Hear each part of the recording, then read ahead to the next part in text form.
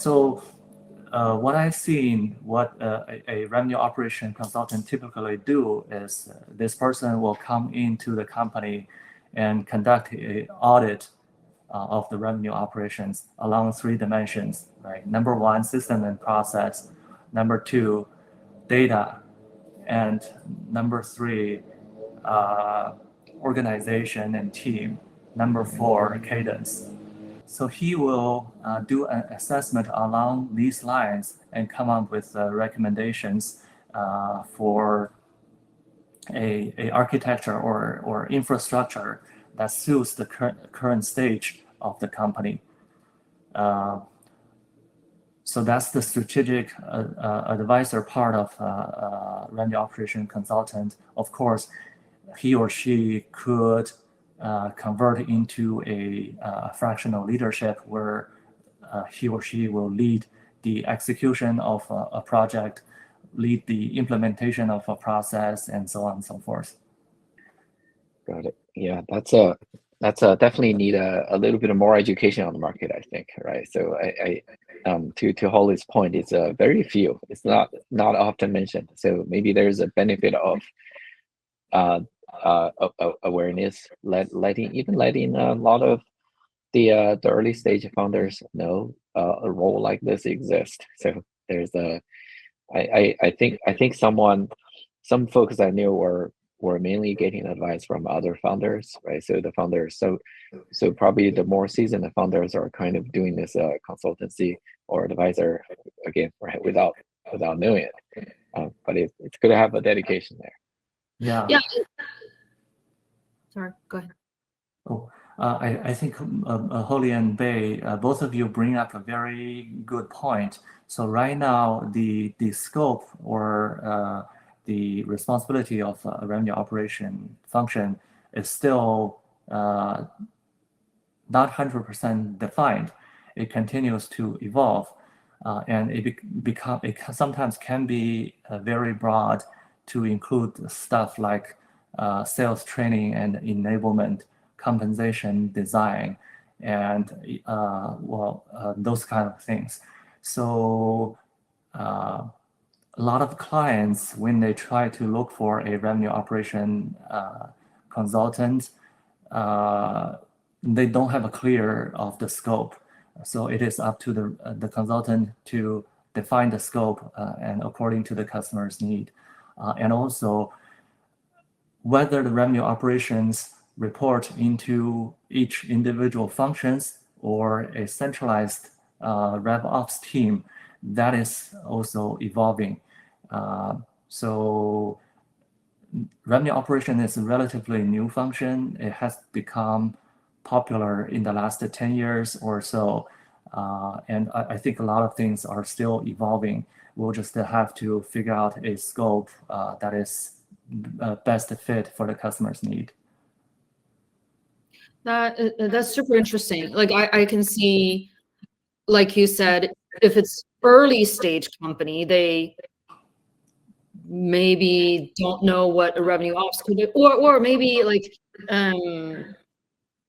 the scope is not enough to hire a full-time team, and that they can have a revenue ops consultant to come in as in the interim to set up the foundation before they hire a full-time dedicated person. Or it could be that they are facing a particular challenge that they cannot solve internally. For example, if their Salesforce instance is a mess and they can hire a revenue ops person to come to fix it, and more like on the project or a pain point basis. Is that what you see typically, like the type of projects you do? Yes. So by definition, revenue operations is only designed for later stage of the company, after the company started generating revenue, have dedicated sales and marketing and other GTM teams, right? But I would believe for early stage startups, they could also leverage the revenue operation mindset to put in the validation early to try to document their business model and just to get started over there. It doesn't necessarily related to generating revenue, but it also it helps set the foundation for the company to find its product market fit and the growth later. Holly, to your point, when a consultant engage with company, there could be a different type of a request. For example, one of my clients, they asked me to come in to look at their system setup in order to resolve a data silo problem.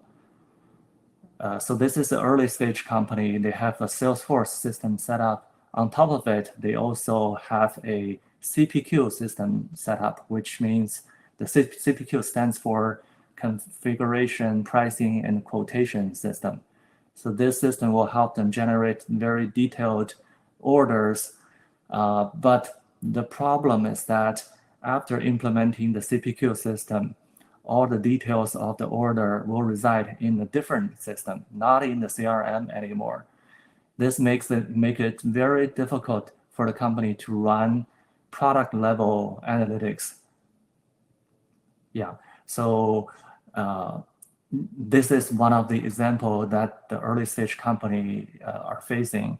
The problem that the early stage companies are facing in terms of a system setup. That resonates. I have seen companies have, so the three roles almost I see, like one is analytics, one is like a data engineering, and then the third one is like data system and setup. Yeah, it's oftentimes not that easy to like distinguish what, like who does what. I feel like, in a broader definition, yeah, revenue ops actually also do marketing analytics or, sales analytics. At the same time, it also does like the systems and managing like Salesforce and probably also manage like HubSpot.